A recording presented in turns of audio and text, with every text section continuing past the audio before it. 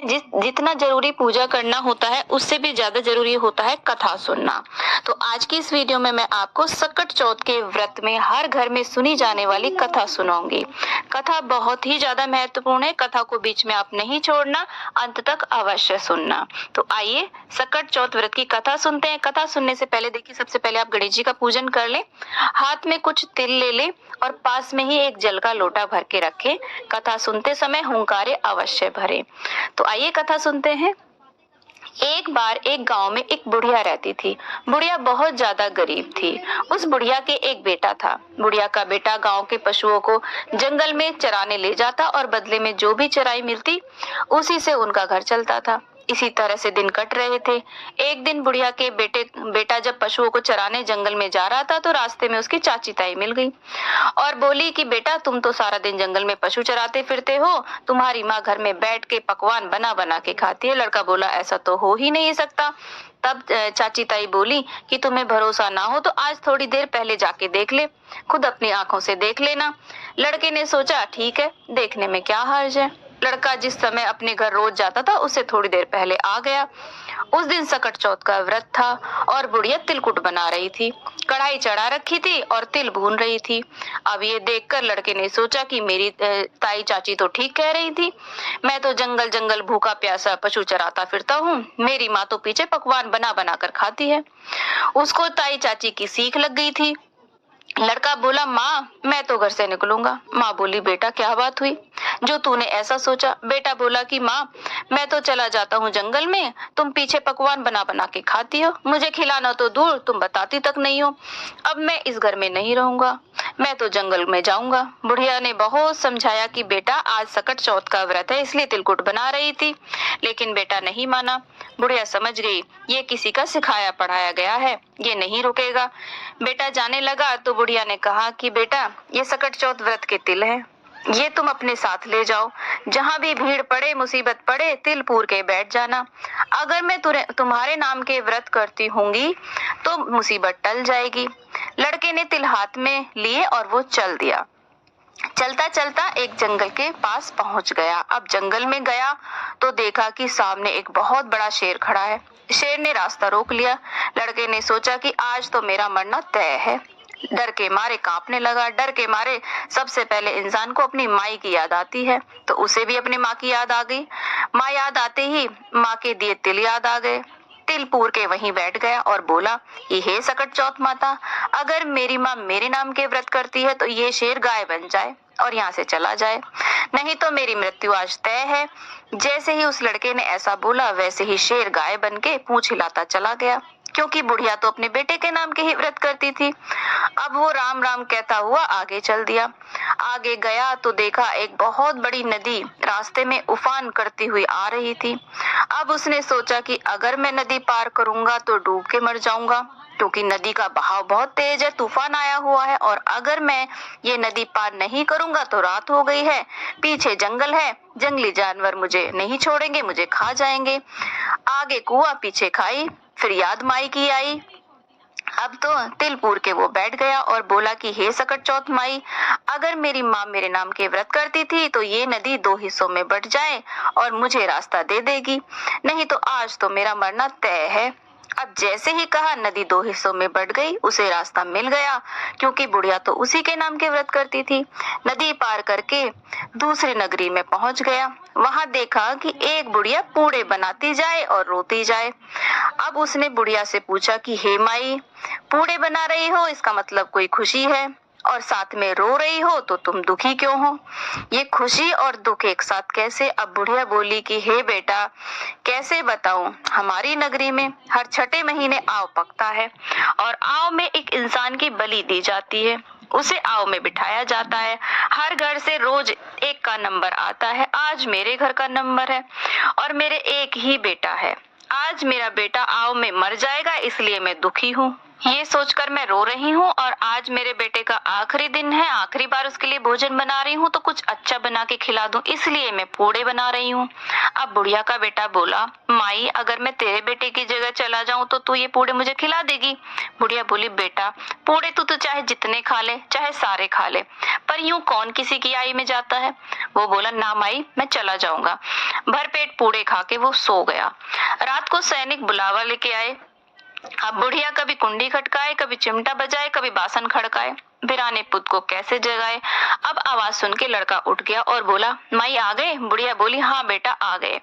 सैनिकों के साथ साथ वो चला गया, जाके आओ में बैठ गया। आओ में बैठ के अपने तिल पूर लिए और बोला, हे सकट चौथ माता, अगर मेरी माता मेरे नाम के व्रत करती है तो इस आग से मैं नहीं जलूंगा, नहीं तो आज मेरा जलना तय है। 3 दिन हो गए, वहीं पास में ही बच्चे गिल्ली डंडा खेल रहे थे। गिल्ली जाके मटके पर लग गई, टन से आवाज आई। अब टन की आवाज सुनकर सब घबरा गए कि आव तो पूरे 6 महीने में पकता था, तीसरे दिन ही कैसे पक गया। सारी नगरी इकट्ठा हो गई, राजा को बुला लिया। राजा ने सैनिकों से कहा कि मटके उतारो। जैसे ही सैनिक मटका उतारने लगे, अंदर से आवाज आई, भाई धीरे धीरे तारो, भाई धीरे धीरे तारो। ये आवाज सुन के सैनिक तो दूर दूर भाग गए, इसमें तो कोई भूतला है। अब राजा भी तलवार निकाल के खड़े हो गए और बोले, सच सच बता कि तू कौन है? तब मटकों में से बुढ़िया का बेटा निकला। बोला, महाराज मैं कोई भूतला नहीं हूँ, ना मैं पिशाच हूँ, मैं तो एक बुढ़िया का बेटा हूँ। मेरी माँ मेरे नाम के सकट चौथ के व्रत करती थी, चाची ताई के सिखाए में आ गया और घर से निकल आया, और मेरी माँ ने ये तिल दिए थे और माँ ने कहा था कि अगर वो मेरे नाम के व्रत करती होगी तो जो भी भीड़ पड़ेगी वो टल जाएगी। अब भाई मैं तो ये तिल पूर के बैठ जाता हूँ, जो भी मुसीबत पड़ती है वो टल जाती है। इतना सुन के रानी बोली राजा को, क्यों ना अपनी बेटी का ब्याह इससे कर दें, इसको तो अग्नि भी नहीं जला सकी। राजा रानी ने अपनी बेटी की शादी उसके साथ कर दी। वो घर जमाई बनके महल में रहने लगा। अब तो दिन पे दिन बीतने लगे। राजा की बेटी और वो बुढ़िया का बेटा दोनों एक दिन छत पर घूम रहे थे। छत पे घूमते घूमते उसे अपने देश की याद आई। बुढ़िया का बेटा बोला कि देख, आज तो हमारे गांव की तरफ बादल छाए हैं, लगता है बहुत ज्यादा बारिश होगी। राजा की बेटी बोली, आपके भी गांव है? वो बोला, हाँ हमारे गांव भी है, घर भी है और मेरी एक माँ भी है, सब कुछ है। तो राजा की बेटी बोली, तो फिर हम यहाँ क्यों रह रहे हैं, हम अपने घर चलेंगे। बुढ़िया का बेटा बोला कि तू अपने पिताजी से पूछ ले, अगर वो कहेंगे तो हम अपने घर चले जाएंगे। अब राजा की बेटी जाके अपने पिताजी से बोली, पिताजी पिताजी आपके जमाई अपने घर जाना चाहते हैं। राजा ने कहा, ये तो बहुत अच्छी बात है, दूर जमाई लाख जमाई, घर जमाई खाक जमाई, तुम अपने घर जाओ, कमाओ खाओ, अच्छे से अपनी गृहस्थी बसाओ, हम तो इसी में राजी हैं। राजा ने खूब अन्न धन हाथी घोड़े हीरे मोती दे करके अपनी बेटी को विदा किया। अब वो दोनों चल दिए। जब बुढ़िया का बेटा गांव के पास आ गया तो उसने एक सैनिक को भेजा कि जाके मेरी माँ को बता दो, उसके बेटा बहू आ रहे हैं। अब सैनिक गया तो देखा कि बुढ़िया तो रो रो के अंधी हो गई है। सैनिकों ने जाके कहा कि बुढ़िया तेरा बेटा और बहू आए हैं। जो बुढ़िया बोली कि हे बेटा, सारा गांव तो बोली मारे, तू भी क्यों बोली मारे? मेरा बेटा तो उसको तो सीख लग गई थी जिससे वो घर छोड़कर चला गया, पता नहीं उसे कोई जी जिनावर खा गया होगा, पता नहीं वो जिंदा भी है कि नहीं, ना ही उसकी कोई खबर है। ना माई तुम्हारा बेटा आया है। सारा गांव इकट्ठा हो गया कि बुढ़िया का बेटा आ गया, बुढ़िया का बेटा आ गया। वो बोली कि हे सकट चौथ माता, अगर मेरा बेटा आया है तो दूध की धार सीधी इसके मूंछों पर पड़ेगी। अब उसे चमड़े की आंगी पहनाई गई। जैसे ही बुढ़िया का बेटा उसके सामने आया, आंगी फट करके दूध की धार छाती से बह करके उसकी दाढ़ी मूंछ भीग गई। सारे गांव में रुक्का मच गया। बुढ़िया का बेटा आ गया, बुढ़िया का बेटा आ गया। सकट चौथ माता की कृपा से बुढ़िया की आंखें भी ठीक हो गई। जैसे ही बेटा सामने आया, बेटे को देखकर बुढ़िया बहुत खुश हुई। अब बेटा तो माँ के पैरों में गिर पड़ा, माँ मुझे माफ कर दो, मैं चाची ताइयों के सिखाए में आ गया था और घर से चला गया था। तुम तो मेरे ही नाम के व्रत करती थी, तुम्हारे दिए तिलों ने और सकट माता ने मेरी हर मुसीबत से रक्षा करी। बेटे बहू को देख करके बुढ़िया अपने सारे पुराने दुख भूल गई। और बुढ़िया बोली, बेटा सकट चौथ माता ने मूल तो लौटाया ही लौटाया, लौटाया, साथ में ब्याज भी लौटाया। अब बुढ़िया के तो ठाठ हो गए। बेटा बहू बुढ़िया की खूब सेवा में लग गए। हे सकट चौथ माता, जैसी कृपा तुमने बुढ़िया पे करी वैसी सब पे करना। कहानी कहते सुनते हुंकारा भरते सब पर करना, सारे घर परिवार पर करना, हम पर भी करना। ये थी सकट चौथ व्रत की कहानी। अब इसके बाद में हम एक गणेश जी की कहानी भी सुनते हैं। गणेश जी की कहानी। एक शहर में देवरानी और जेठानी रहती थी। जेठानी अमीर थी और देवरानी गरीब थी। देवरानी गणेश जी की भक्त थी। देवरानी का पति जंगल से लकड़ी काट कर बेचता था और अक्सर बीमार रहता था। देवरानी जेठानी के घर का सारा काम करती थी और बदले में जेठानी का बचा हुआ खाना, पुराने कपड़े आदि उसको वो दे दिया करती थी। इसी से देवरानी का परिवार चल रहा था। माघ महीने में देवरानी ने तिल चौथ का व्रत किया। 5 आने का तिल और गुड़ ला करके तिलकुट्टा बनाया। पूजा करके तिल चौथ की कथा सुनी और तिलकुट्टा छीके में रख दिया और सोचा कि चांद उगने पर पहले तिलकुट्टा और उसके बाद में ही कुछ खाएगी। कथा सुनकर वह जेठानी के यहाँ चली गई। खाना बनाकर जेठानी के बच्चों से खाना खाने को कहा तो बच्चे बोले माँ ने व्रत किया है और माँ भूखी है। जब माँ खाना खाएगी तब हम खाना खाएंगे। जेठ जी को खाना खाने को कहा तो जेठ जी बोले मैं अकेले नहीं खाऊंगा, जब चांद निकलेगा तभी सब खाएंगे, तभी मैं भी खाऊंगा। जेठानी ने उसे कहा कि आज तो किसी ने भी अभी तक खाना नहीं खाया है, तुम्हें कैसे खाना दे दूं? तुम सुबह सवेरे ही बचा हुआ खाना लेने आ जाना। देवरानी के घर पति बच्चे सब आ गए थे। बैठे थे कि आज तो त्योहार है इसलिए कुछ पकवान मिलेंगे, तो परंतु बच्चों को पता चला कि आज तो रोटी भी नहीं मिलेगी, तो बच्चे रोने लगे। उसके पति को भी बहुत गुस्सा आया और कहने लगा सारा दिन काम करके भी 2 रोटी नहीं ला सकती तो काम क्यों करती है? पति ने गुस्से में आकर पत्नी को कपड़े धोने के धोवने से मारा। धोवना हाथ से छूट गया तो पाटे से मारा। वह बेचारी गणेश जी को याद करती हुई रोते रोते पानी पीकर सो गई। उस दिन गणेश जी देवरानी के सपने में आए और कहने लगी कि हे धोवने मारी पाटे मारी, सो रही है जाग रही है? वह बोली कुछ सो रही हूँ कुछ जाग रही हूँ। गणेश जी बोले भूख लगी है, कुछ खाने को दे। देवरानी बोली क्या दूं, मेरे घर में तो अन्न का दाना भी नहीं है। जेठानी बचा कुचा खाने को देती है, वो भी आज नहीं मिला। पूजा का बचा हुआ तिलकुट्टा छीके में पड़ा है, वो ही खा लो। तिलकुट्टा खाने के बाद गणेश जी बोले हे धोवने मारी पाटे मारी, निमटाई कहाँ करूं, कहाँ निमटूं? वह बोली यह पड़ा है सारा घर, जहाँ चाहे वहां निमट लो। फिर गणेश जी बच्चे की तरह बोले अब कहाँ पहुंचूं? नींद में मगन। अब देवरानी को बहुत गुस्सा आया, कब से तंग किए जा रहे हैं। सो बोली मेरे सर से पूछ लो और कहा कहाँ पूछोगे। सुबह जब देवरानी उठी तो ये देखकर हैरान रह गई कि पूरे घर में हीरे मोती जगमगा रहे हैं। सिर पर जहाँ विनायक ने पोंछनी कर गए थे वहाँ हीरे के टीके व बिंदी जगमगा रहे थे। उस दिन देवरानी जेठानी के यहाँ काम करने नहीं गई। बड़ी देर तक राह देखने के बाद जेठानी ने बच्चों को देवरानी को बुलाने भेजा। जेठानी ने सोचा कल खाना नहीं दिया इसलिए शायद देवरानी बुरा मान गई।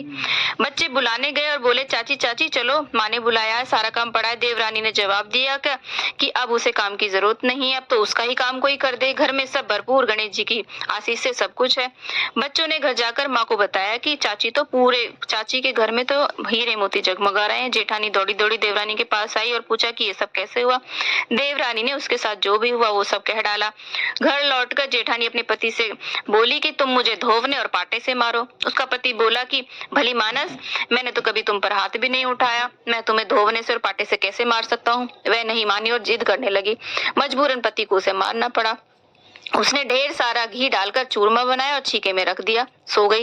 रात को चौक विनायक जी उसके सपने में आए। भूख लगी, बोला क्या खाऊं। जेठानी ने कहा गणेश जी महाराज मेरी देवरानी के यहाँ तो आपने सूखा तिलकुट्टा खाया होगा, मैंने तो झड़ते घी में चूरमा बना करके छीके में रखा है, फल और मेवे भी रखे हैं, जो चाहे सो खा लो।